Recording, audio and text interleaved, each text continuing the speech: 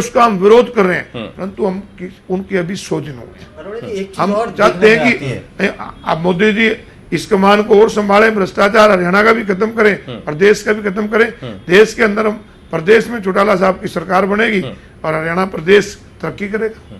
अरोड़ा जी, एक चीज़ जानना चाहता हूँ, देखने में आता है, अब जैसे प्रचार भी हो रहा है, खबरें भी आती हैं, आप सब लोगों के बयान भी आते हैं, हम देखते हैं कि आपका अटैक जो है वो कांग्रेस पे ज़्यादा होता है और बीजेपी पे कम होता है। उसका कारण ये तो नहीं कि उतनी वो बना के रखो कि पता लगे कि इलेक्शन के बाद कहीं साथ मिलकर सरकार ना बनानी पड़े। तो ये क्या रणनीति का वो जिसको कहते हैं कि तरीका है, या कोई देखिए आज कोई प्लान वो है किसी तरीके कांग्रेस पार्टी आज हरियाणा प्रदेश, राजनीतिक पंडित बोलते हैं हरियाणा प्रदेश के अंदर कांग्रेस पार्टी सत्ता में है और 10 साल से हरियाणा प्रदेश में इन्होंने खास तौर पर इस प्रदेश के युवाओं के साथ जो खिलवाड़ किया है, हरियाणा प्रदेश की आज जनता इनसे दुखी है।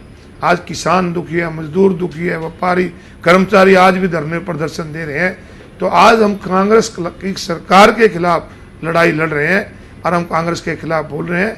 और भारतीय जनता पार्टी, क्योंकि हम नहीं समझते कि भारतीय जनता पार्टी हरियाणा प्रदेश में कोई बड़ी, लेकिन नहीं, यही आरोप आप पे लगता है, इस पे आपका कहना है कि कांग्रेस के शासन में भ्रष्टाचार, जमीनों के घोटाले, दुरुपयोग, एक ही जगह विकास, भेदभाव, ये तमाम सारे आपके मुद्दे रहे हैं, यही मुद्दे हैं। और आप ना जाति पे किसी तरीके का पॉलिटिक्स करते हैं ना किसी और, लेकिन आपके ऊपर भी जो आरोप लगता है, अगर हम उस जो आपका एड वॉर चल रहा है, आपका और उनका एड वॉर चल रहा है, उसको ही अगर हम पैमाना माने एक तरीके से, तो आप पे भी आरोप लगता है कि आपके शासन आने के बाद गुंडागर्दी बढ़ती है, आपके शासन आने के बाद जिसको कहते हैं कि लोगों में मैं उनकी ऐड पे आपको एक लाइन और अमित शाह जी, आप जिस सरकार को समर्थन दे रहे हैं उस पार्टी के राष्ट्रीय अध्यक्ष आते हैं 1 नहीं 2 बार, और दोनों बार वो इसी बात को सार्वजनिक मंच से कहते हैं कि आप सब इनेलो की सरकार को देख चुके हैं, गुंडागर्दी बढ़ जाती है। दोनों बातों का जवाब देना चाहूंगा। पहले तो इन्होंने कहा जो ऐड की बात करी, देखिए इस कांग्रेस की सरकार को बने 10 साल हो गए। जिस प्रकार की ये ऐड दिखा रहे हैं, इनकी ये बुखलाहट है, चुनाव में मान चुके हैं। पहला काम तो यही कर लिया कि इन्होंने हार मान ली, इसका मतलब। परंतु अगर इस प्रकार की घटनाएं हमारे राज्य में ये मानते हुए तो कहां से हो रहे 10 साल? क्यों नहीं हमारे खिलाफ FIR की? क्यों नहीं उन आरोपों की इंक्वायरी करा के हमारे खिलाफ आज एक भी इंक्वायरी इन्होंने हमारे खिलाफ कराई हो तो बता दें, एक भी FIR हमारे खिलाफ कराई हो। इस प्रकार के आरोप तो वो लगाएं जो सत्ता से बाहर हैं 10 साल से, आज भी आरोप, आज हमारे खिलाफ कार्रवाई क्यों नहीं करते? ये सिर्फ इन लोगों को बहकाने की बात है। दूसरा, आपने अमित शाह जी की बात करी।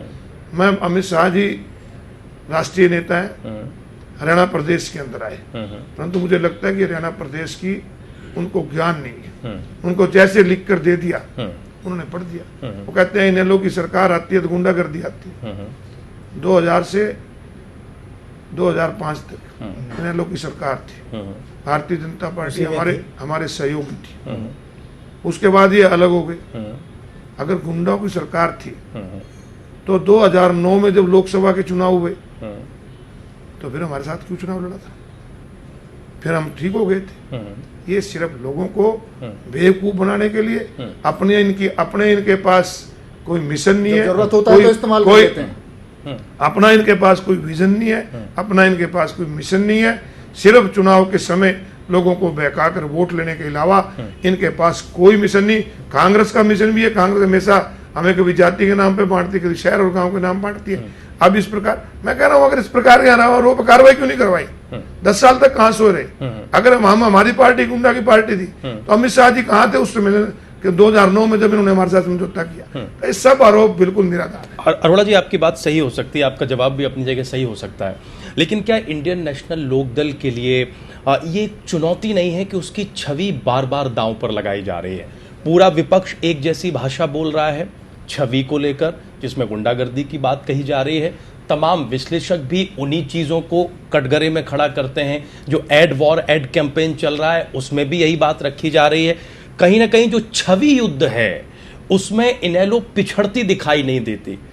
बार बार उसी चीज को सामने रख दिया जाता है, बार बार वही तर्क सामने दिया जाता है। इसको मैं एक अरोड़ा साहब, इसको मैं एक और चीज ऐड करूंगा इसमें।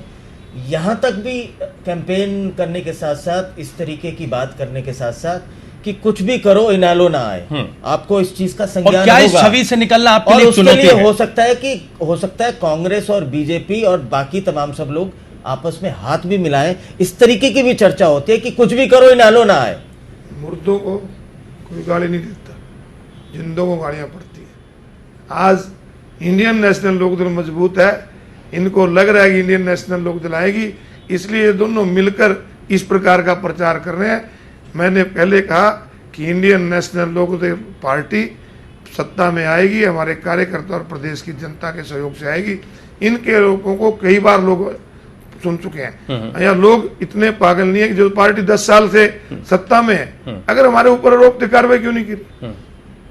एक और आरोप लगता है बहुत, जिसको कहते हैं बेबाकी से आपसे इसका उत्तर की मुझे अपेक्षा है, और आप बहुत ईमानदारी से जवाब दे रहे हैं और देते हैं। ऐसा भी हम लोगों के ऊपर इम्प्रेशन है इस चीज़ का।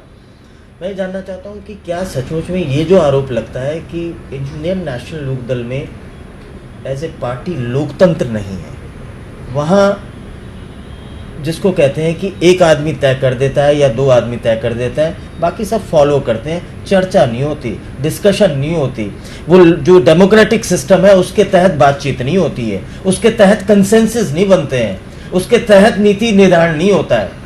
इसमें कितनी सच्चाई है? देखिए,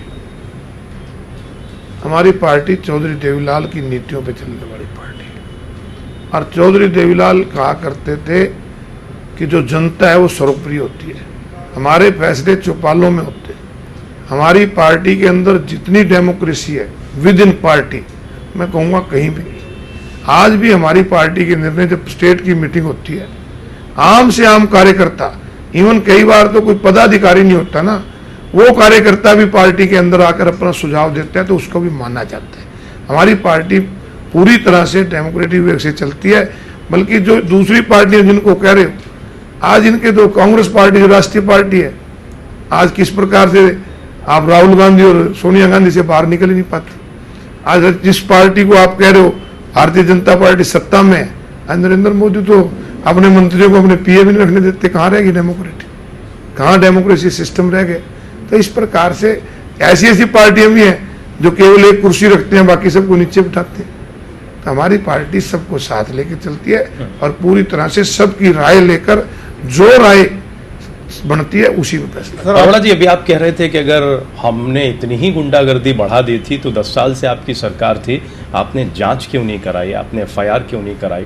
हम आपसे ये सवाल पूछते हैं, आप अपनी सरकार का दावा कर रहे हैं कि इन चुनावों के बाद प्रदेश में इनेलो की सरकार होगी, और जैसे आरोप कांग्रेस पार्टी की सरकार पर लगे हैं, इंडियन नेशनल लोकदल जो राजनीतिक रवायत है उसी को बढ़ाएगी कि सत्ता आ जाए फिर चुप हो जाइए, या फिर आप बाकायदा जांच कराएंगे, एफआईआर कराएंगे और जो कुछ हुआ है उसे सामने लाएंगे? हमने तो बाकायदा सबूत दिए हैं। हरियाणा प्रदेश के 10 एमएलए और मंत्रियों की सीडी दी है कि जिसके अंदर ये सीएलयू के नाम पर पैसे मांग रहे हैं। इससे बड़ा सबूत हो सकता है? लोकपाल के पास हम गए, लोकपाल ने सरकार को कहा कि इनके खिलाफ एफआईआर करो।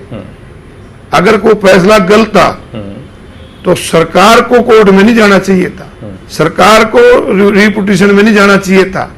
जो जिनके खिलाफ आरोप थे वो तो हाईकोर्ट जाते, परंतु यहाँ तो देखो सरकार कहती है कि आपको फैसला गलत है, सरकार एफआईआर नहीं करती। हमने सबूत के साथ दिए, और 2 मंत्री इनके इस बात के लिए जेल में गए कि नौकरियों के नाम, सीबीआई ने कहा कि नौकरियों के नाम पे पैसे लिए गए। तो अब इससे ज्यादा आरोप क्या सिद्ध करेंगे? हमने तो इनकी सरकार में सीडी बना के इनको दी है। सीडी देना अलग बात है, लेकिन अगर इनेलो की सरकार बनी तो क्या एफआईआर होगी, निश्चित रूप से क्या निष्पक्ष जांच होगी, और जो दोषी होगा वो निश्चित रूप से जिनकी सीडी बनी है उनके खिलाफ एफआईआर करके जांच कराएंगे, और जो दूसरे लोग हैं जिनके खिलाफ शिकायत होगी, जिन्होंने भ्रष्टाचार करके इस प्रदेश को लूटा है, उनके खिलाफ कार्रवाई।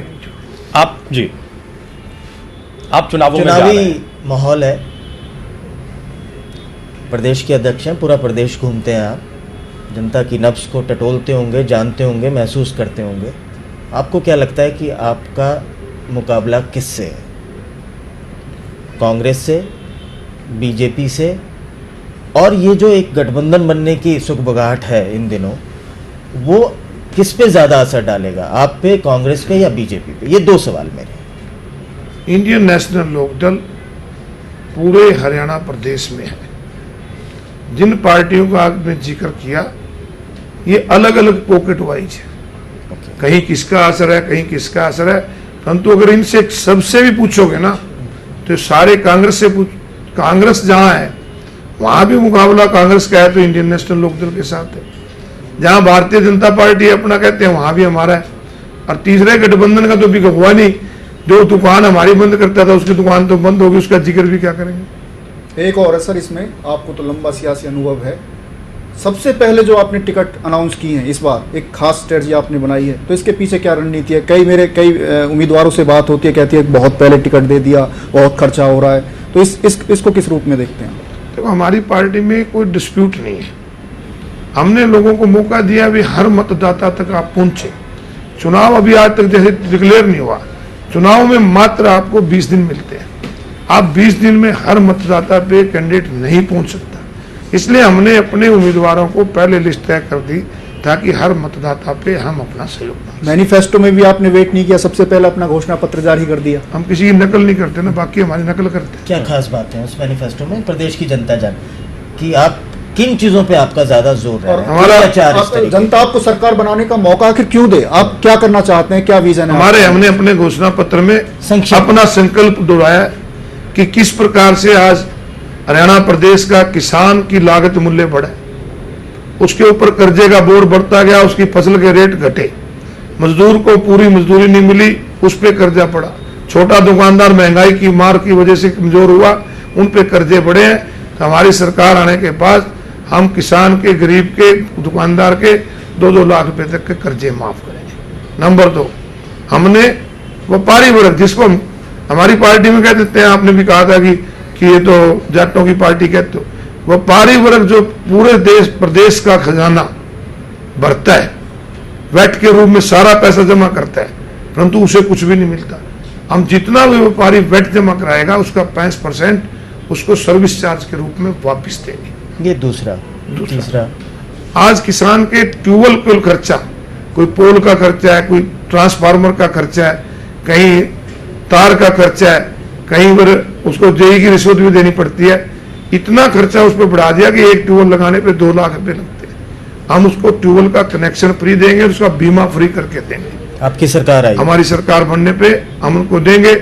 आज बच्चियां स्कूल में पढ़ने के लिए जाती हैं, कॉलेज जो है, स्कूल तो गांव में है, परंतु कॉलेज शहर में, बसों की उतनी व्यवस्था नहीं है।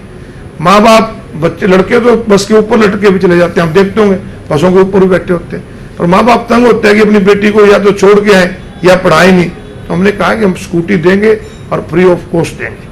और एक जो सबसे बड़ा, एक सबसे बड़ा एक फैसला आपको सुनाता हूँ कि आज कितना गरीब आदमी दुखी है।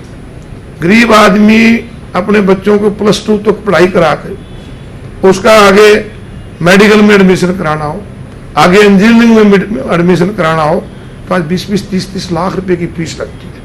हमारी पार्टी का फैसला है कि हम गरीब आदमी के बच्चे की पढ़ाई में पैसे की दिक्कत ना आए, +2 के बाद चाहे इंजीनियर करना चाहे, चाहे वो मेडिकल करना चाहे, उसको फ्री ऑफ कॉस्ट कराएंगे। गरीब आदमी को 25 किलो अनाज हर महीने फ्री देंगे और हर महीने उसको लाइन में न लगना पड़े, साल में 3 बार उसको देने का काम करें। पीने का स्वच्छ पानी देंगे, आरओ लगा के देंगे। अरोड़ा जी, इन सारे मुद्दों को लेकर आप चुनाव में उतरेंगे और पूरी तरह से कॉन्फिडेंट है, पूरी तरह से भरोसा है कि इस बार इनेलो की सरकार ही प्रदेश में बनेगी? हमें अपने कार्यकर्ताओं पर पूरा भरोसा है, प्रदेश की जनता पर पूरा भरोसा है, और मैं आपसे भी अपील करूंगा कि हरियाणा प्रदेश की तरक्की के लिए आप भी हमारा सहयोग दें। चलिए, हमारी शुभकामनाएं अरोड़ा जी। चलते चलते मैं जानना चाहता हूं कि अशोक अरोड़ा राजनीति के अलावा भी उनके और क्या क्या शौक है, उनकी क्या दिनचर्या रहती है, घर को समय दे पाते हैं, नहीं दे पाते हैं, और क्या शौक है आपके? मैं चाहता हूं कि कम से कम इतनी गंभीर चर्चा के बाद ऐसा तो नहीं है कि राजनीति ने सारे शौक दबा दिए हो? नहीं, देखिए, मेरा सबसे पहला शौक तो है सुबह जल्दी उठना। अच्छा। जल्दी उठ के कम से कम 50 मिनट तक मॉर्निंग वॉक करना, उसके बाद अपनी दिनचर्या, लोगों से मिलना, अखबार पढ़ना, और जब फुर्सत मिले तो मैच चल रहा हो कबड्डी का, क्रिकेट का, चैनल देखते टेलीविजन हैं? पे, चैनल? उसको मैं जरूर देखता हूँ। इंडियन न्यूज़ हरियाणा कैसा लगता है आपको? बहुत बढ़िया, अच्छी ठीक बात है। चैनल बड़ी लगता शुभकामनाएं आपके लिए भी। हम चाहेंगे कि आप जिस प्रकार से ठीक ढंग से आप चला रहे हैं, आगे और चलाएं। बहुत बहुत शुक्रिया आपका। बहुत धन्यवाद।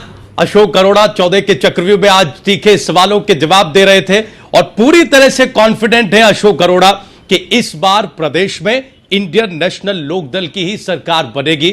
लेकिन अब यह जनता जनार्दन तय करेगी चुनावों में कि प्रदेश का भविष्य वो किस राजनीतिक दल के हाथ में देती है, सौंपती है।